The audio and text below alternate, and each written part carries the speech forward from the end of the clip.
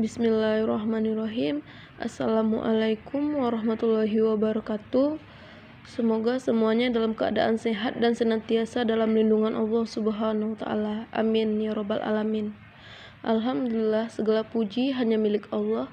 Karena berkatnya kita masih mendapatkan kesehatan, keimanan, kesejahteraan, sehingga kita masih dapat berkumpul kembali untuk menuntut ilmu. Sholawat beriring salam untuk baginda Rasulullah Shallallahu Alaihi Wasallam. Semoga kelak kita diakui sebagai umatnya dan memperoleh syafaatnya di yaumil akhir. Amin.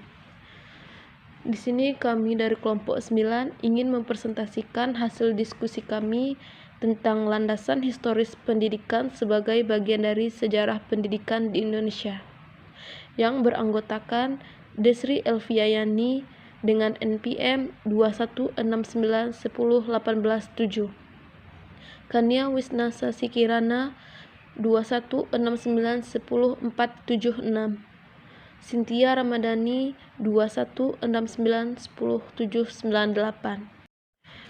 Dan selanjutnya akan dijelaskan oleh Desri Elviayani. Ada beberapa zaman pendidikan di Indonesia. Yang pertama pada zaman Hindu-Buddha, yang kedua pendidikan pada zaman Islam, yang ketiga pendidikan pada zaman asing, di mana pendidikan pada zaman asing tersebut terbagi menjadi pendidikan pada masa Portugis, pendidikan pada masa Belanda, dan pendidikan pada masa Jepang. Yang pertama, pendidikan zaman Hindu-Buddha. Sekitar abad kelima, agama Hindu-Buddha masuk ke Indonesia.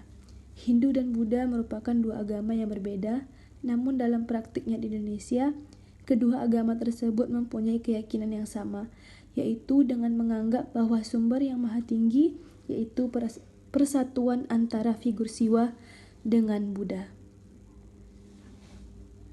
Pada periode akhir berkembangnya pendidikan keagamaan Hindu-Buddha, pola pendidikan dilakukan oleh para guru pengajar di padepokan tidak lagi bersifat kolosal dalam kompleks, dengan jumlah murid relatif terbatas dan bobot materi pembelajaran yang bersifat religius dan spiritual. Jadi, dapat disimpulkan bahwa pada masa pendidikan Hindu-Buddha, pengelola pendidikan adalah kaum Brahmana, bersifat tidak formal, dapat mengundang guru untuk datang ke istana, dan pendidikan kejuruan dilakukan secara turun-temurun melalui jalur kastanya masing-masing. Yang kedua, pendidikan zaman Islam.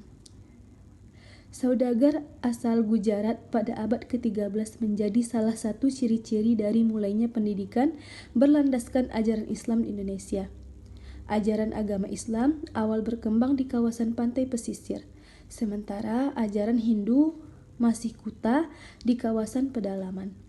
Kerajaan Samudra Pasai tahun 1297 di Indonesia menjadi kerajaan Islam pertama, lebih tepatnya di Aceh.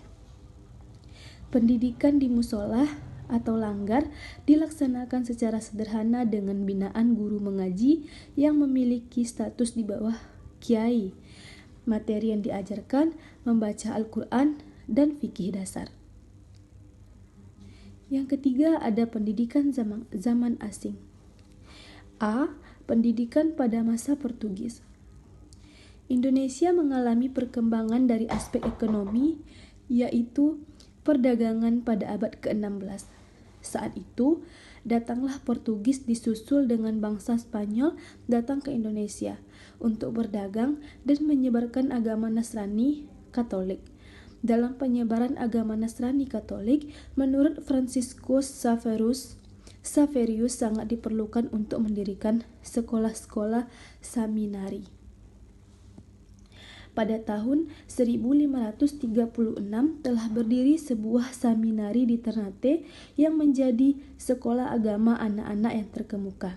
Pelajaran yang diberikan di sekolah Nasrani Katolik ini ada beberapa di antaranya pelajaran agama, membaca, menulis, dan berhitung.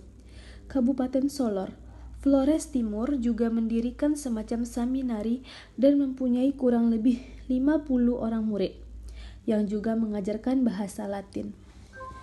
7 kampung di Ambon penduduknya sudah beragama Katolik pada tahun 1546. Di kampung ini ternyata juga menyelenggarakan pengajaran untuk membaca, menulis, dan berhitung.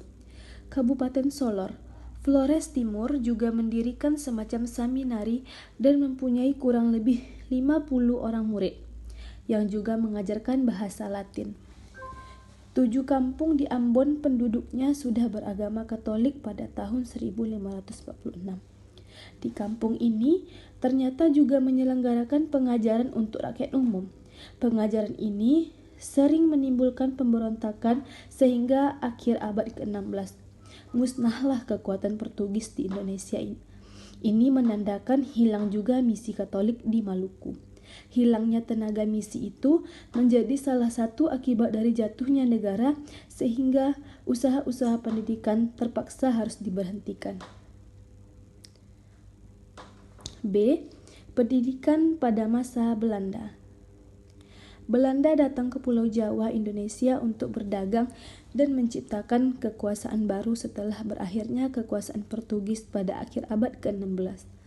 Belanda yang bergabung dalam Badan Perdagangan VOC menganggap bahwa agama Katolik yang disebarkan oleh Portugis perlu digantikan dengan agama Protestan yang dianutnya.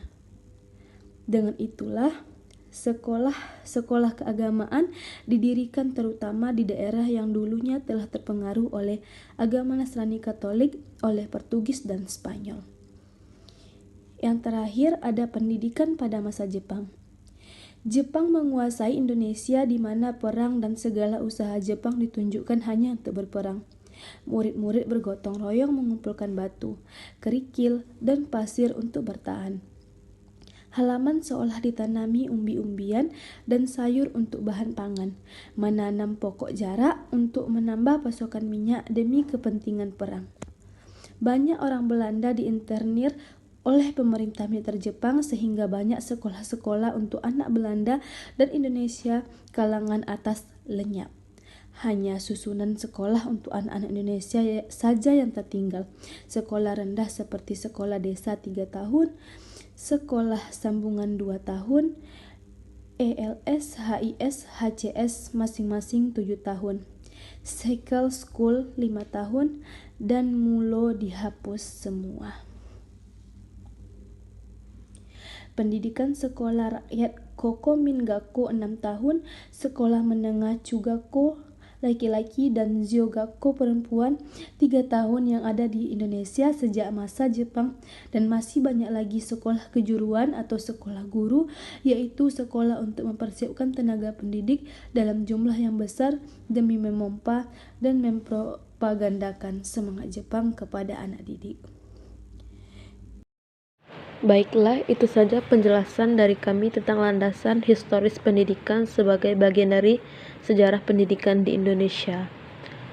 Mohon maaf apabila ada kesalahan. Saya tutup dengan Assalamualaikum warahmatullahi wabarakatuh.